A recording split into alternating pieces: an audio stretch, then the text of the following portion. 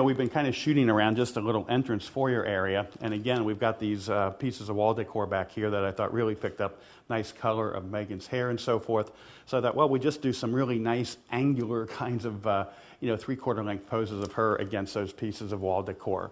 Now, what I've done here is beforehand, I took the louvers in the dining room and I actually closed them so that we didn't have any of that light coming in here for some of those other images. But in this case here, we've actually had everybody open the louvers to see if I could get any direction of light coming on her face. And I see a little bit coming in, not too much, but a little. So we're going to take a couple of these without flash, and then we're going to bring in my umbrella and see if how it looks without or with and without.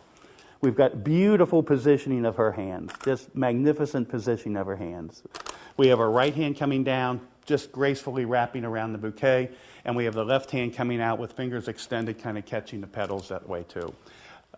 So, back here again, I'm going to actually drop her in what I call the right quadrant of my bottom right quadrant of my viewfinder here.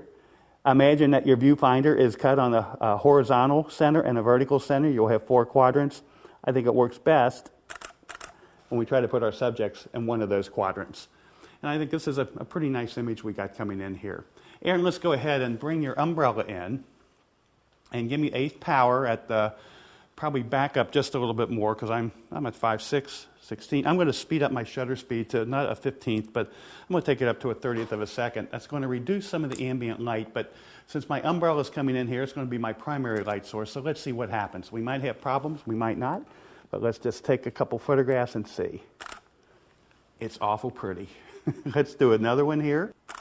And again. We have just gorgeous lighting on her face. The ratio seems a little hot to me. That's about a 4-to-1 ratio. And if I want to soften that ratio, what I can do is I just need some fill flash. Where am I going to get my fill flash? Well, I can use my on-camera flash. But I've got the camera turned sideways. She's pretty close to that back wall. If I use this flash, it's going to throw what I call an ugly shadow on the back wall. But when I look up here, I got light-colored ceilings, kind of.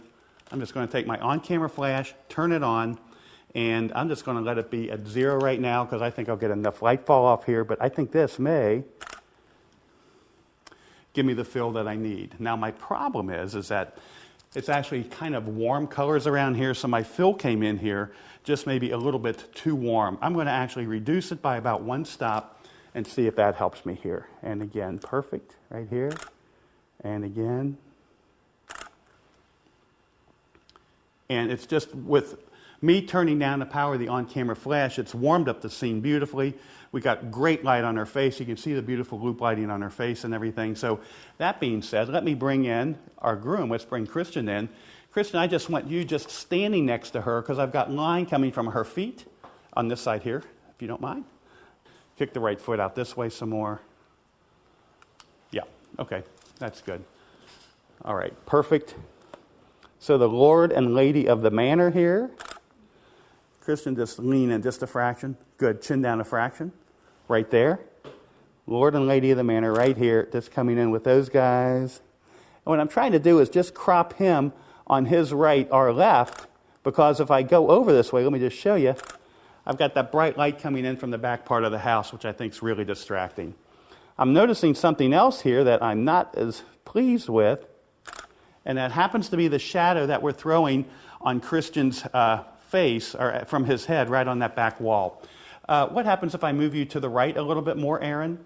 It'll add a little bit more severity of the light on her face, but it may make the shadow on his head just scoot by the wall. And that actually did pretty well. So one more time here.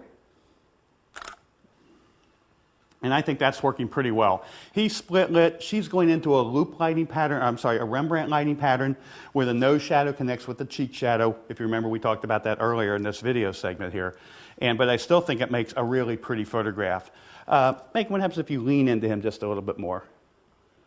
Now turn your head away from me a little bit more. And back to me again.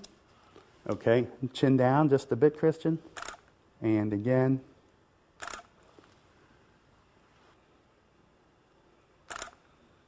Okay, you guys can relax. So I think we got some cool things going on here in our composition. You saw how we just fussed with the light just a little bit. You saw how we kind of changed or kind of fixed some of our problems. The main problem I was seeing was really the shadow of Christian's head falling across that back wall back there. But just reorienting Aaron around, I would say, counterclockwise from my position here, solved our shadow problem. And even though it put Megan from our loop lighting pattern into the Rembrandt lighting pattern, I thought she could really hold it. The lighting was still pretty on her face. So all that, kind of the angles, the lines, the colors and everything, I think really gave us a neat photograph.